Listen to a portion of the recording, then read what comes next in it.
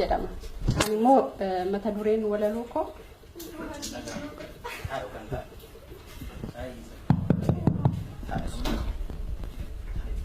Shinnigaan waadaadha.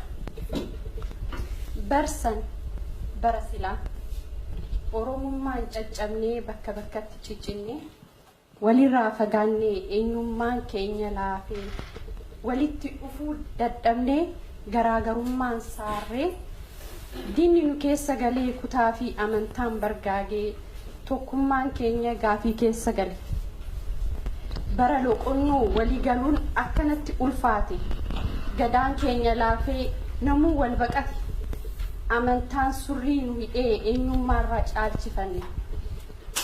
Bara amantaan of waamnu sabummaan quncaate bara wal ta'uun hafnaan oromummaa filanne. Bara kutaan wal waamnu tokkummaan dhabamte bara kutaan wal waamnu oromummaan dhabamte. Waaqayyoon Oromoof oo jennaan isin bara sana dhalattani haala kana cabsuuf murannoon kaatan Oromoof waaqarraa bakka buufamtanii fakkii dhalootaa ta'uuf gaafas caroomtan.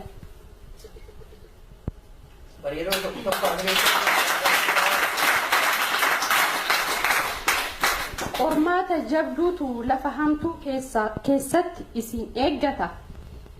Waan lubbuudhaati ammoo waan sabaaf irbuudha.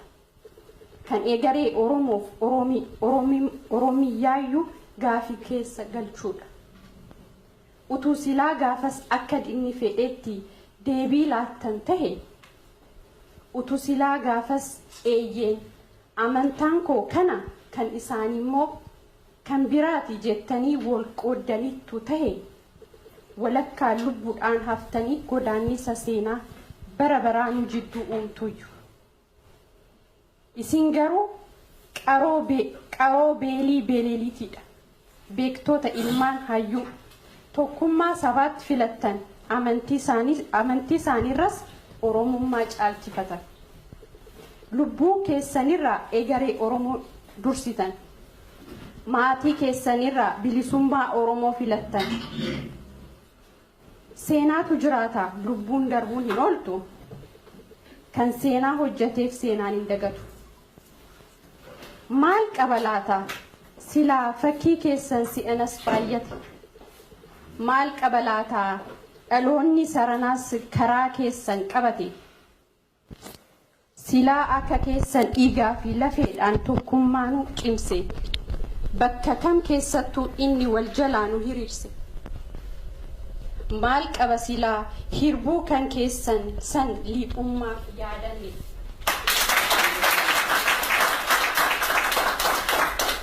Egaa yaa dhaloota dhugaan soban dhaalu. Haaqni soobaan laafee annaagii uumee cabu. Haaqa faana bu'uun waaqaaf lafaaf tola. Akka keenya kanarraa akka isaantu caala. Mee wal dhaggeeffadhaatii waliin alaa galaa. Shinnigaan waadaadha. Waadaa bara baraa. Gadaan gadaatii dhalootan faarfanna. Jara sana yaadachuun dirqama seenaati. Wal faana bobbahuun hirbuu kaleessaati.